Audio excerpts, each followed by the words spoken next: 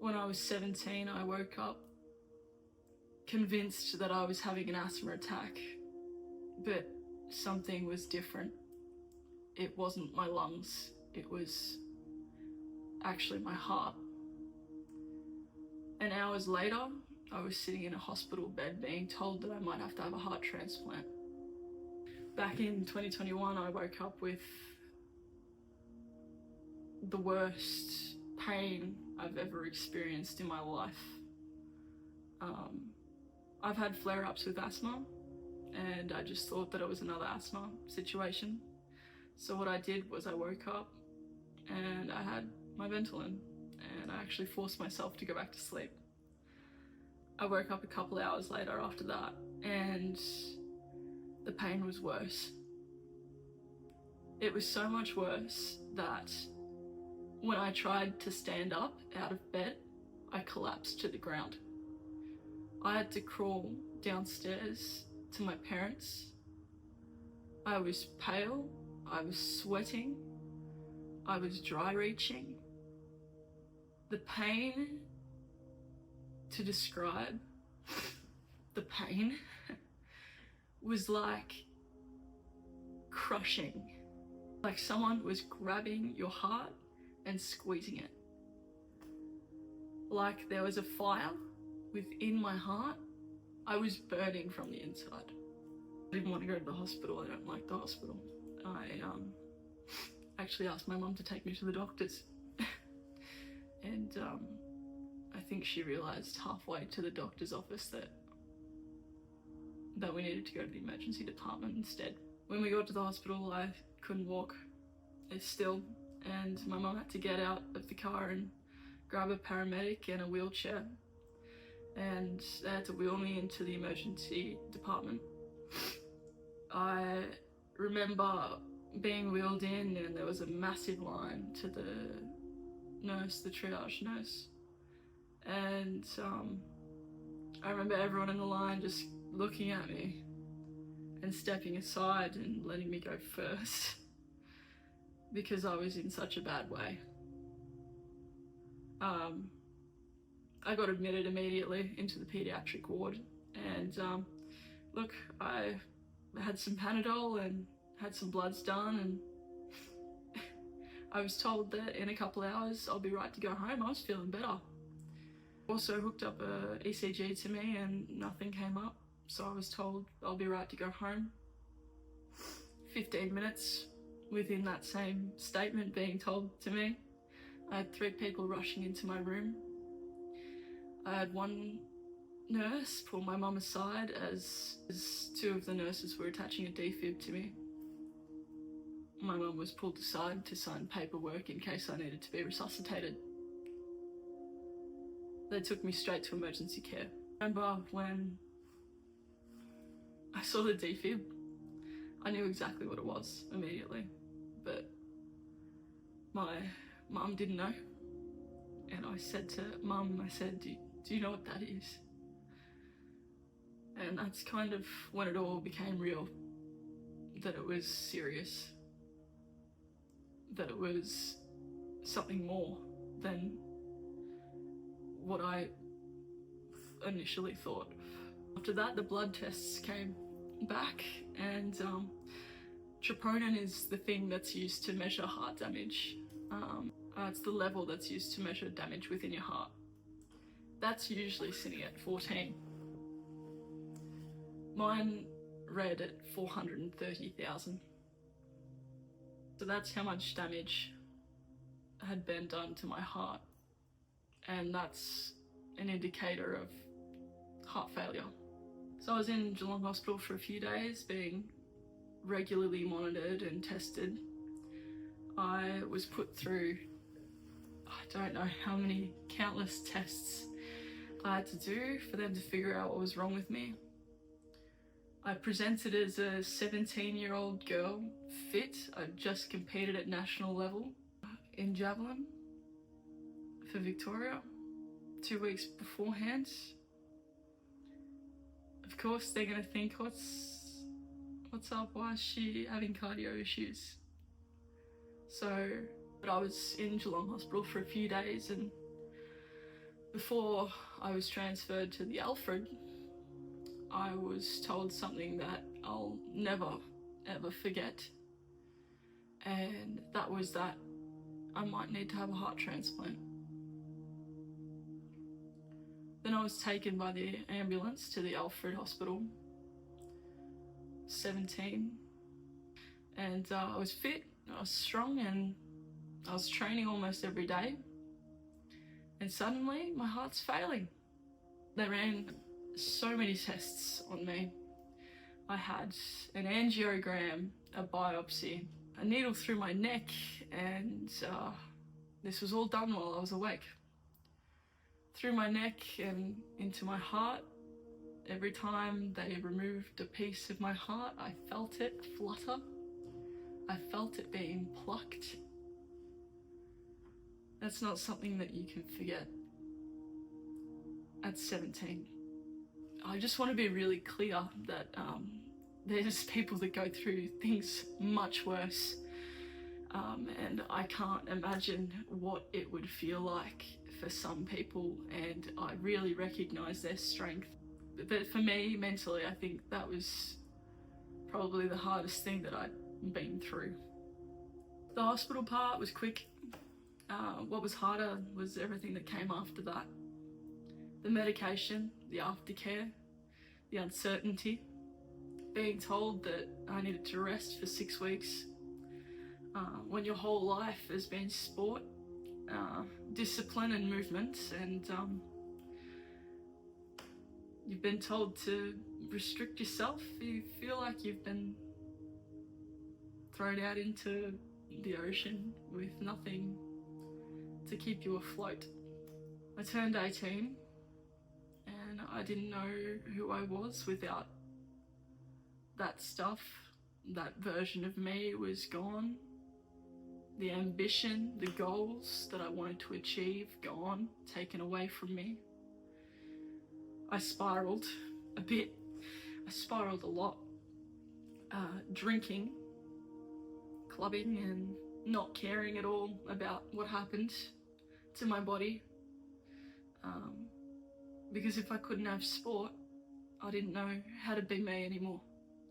And I think looking back now, I could have seriously hurt myself further than what I did without even thinking about it or realising it. And at the time, I didn't care. And that was incredibly selfish of me. But I'm able to reflect now and see that where I've gone wrong. The mental impact was, it hit all at once. Hit all at once. I was scared, angry, frustrated, isolated. There were moments where I felt so low. And I ended up seeing psychologists multiple times just to process everything that I was going through. I felt like I was living in a body that wasn't mine anymore. Even the simple things just started to feel heavy. But through all of it, I wasn't completely alone. I had family and friends around me who showed up for me in ways I probably didn't fully appreciate or understand at the time. After going down that path of self-sabotage, I found a turning point. In 2023, everything changed for me. I went to my first ever concert, Foo Fighters, in Geelong. And I don't know how to explain it properly, but something in me just shifted that day. And it was like everything just disappeared and I was just consumed by the music. I remember just watching Dave Grohl and thinking, I want to do that. I want to make people feel like this, the way that I was feeling in that very moment. When the rain was coming down, it was warm, At that moment, it gave me a second life, and music became the thing that pulled me back into myself. Now I see everything differently. I used to be scared of stages, and now I see them as an opportunity. Because I've already been told that my heart was failing, I don't know what I'm waiting for. We're on a floating rock. Nothing matters. You only get one shot. So why not do something different? Do something that puts you out there. Do something that will make people feel a certain type of way, because that's all that matters. That's all that matters. If sport isn't my path anymore, then maybe music is. I've learnt I'm resilient. I've learnt that I always come back. Even when things get messy, even when I fall off track, I come back. And I want to talk about now. Because just recently on Friday, I actually woke up in the morning with the same pain in my chest. I just remember lying in my bed and thinking, here we go again. And for a second, I was right back there. I was 17 again, in hospital again, everything again, the mental strain again. But this time, something was different in me, because I didn't panic, I didn't spiral. I just thought, no, not this time. I'm not going to let myself go down that path again. I'm going to fight this the right way. I'm not going to go back to alcohol. I'm not going to go back to self-destruction. I'm going to deal with this properly, and I'm going to grow, and I'm going to develop, and I'm going to turn it into something good. And here I am, talking to you guys about it, because I don't want to hide it anymore, because it's a part of who I am, and it's a part of my person. And for a long time, I didn't really talk about it to people, not properly, because I was scared, scared that people would think that I'm weak. But I've realised something, and hiding it is not protecting me. It's just isolating me from helping others with the same situation or the same feelings. And now that speaking about it and owning it is what's gonna make me stronger than before. People don't really see what's underneath. They just see the outside. And on the outside, I can be very, very tough and intimidating and scary. But underneath all that layer, I'm incredibly soft and emotional, and I care so much more than what I show or what I present first. So my message to you guys is that if there's one thing that I want people to take away from this video, is that no matter how old you are, no matter what you're going through, there is always a way back. Always. There's always a way back. If you give your body time to heal, if you give yourself patience, if you keep going, you will get through it. And if I could speak to my past self, I would tell her to breathe. I'd tell her to stop punishing herself, to not let it consume her. Because life, it gets better. It really does, it gets better.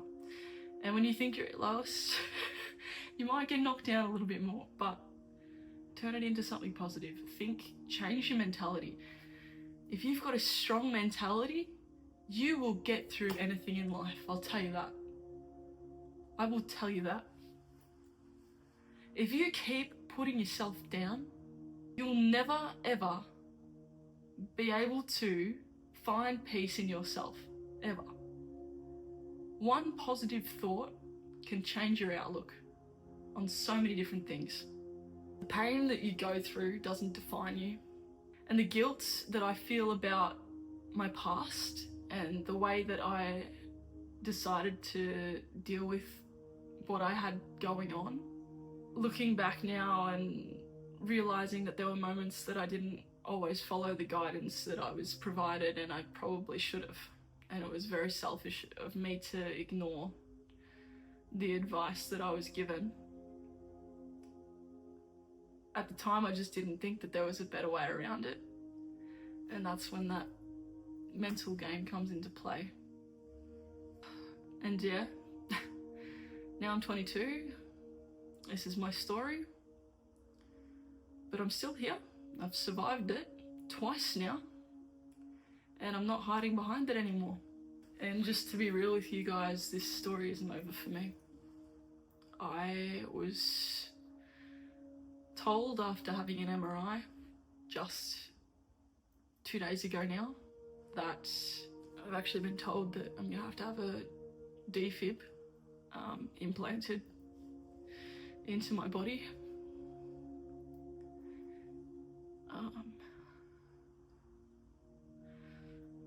And hearing that drained me, and I just sat there thinking, you know, not again. But I won't lie, it scares me a lot about, you know, what's already happened, but what comes next.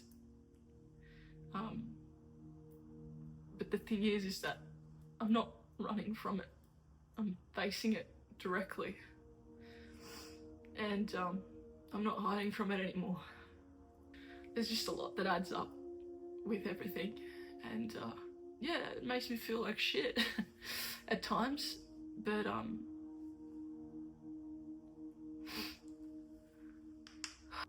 still here. I'm still fighting. And this is just gonna become a part of my story.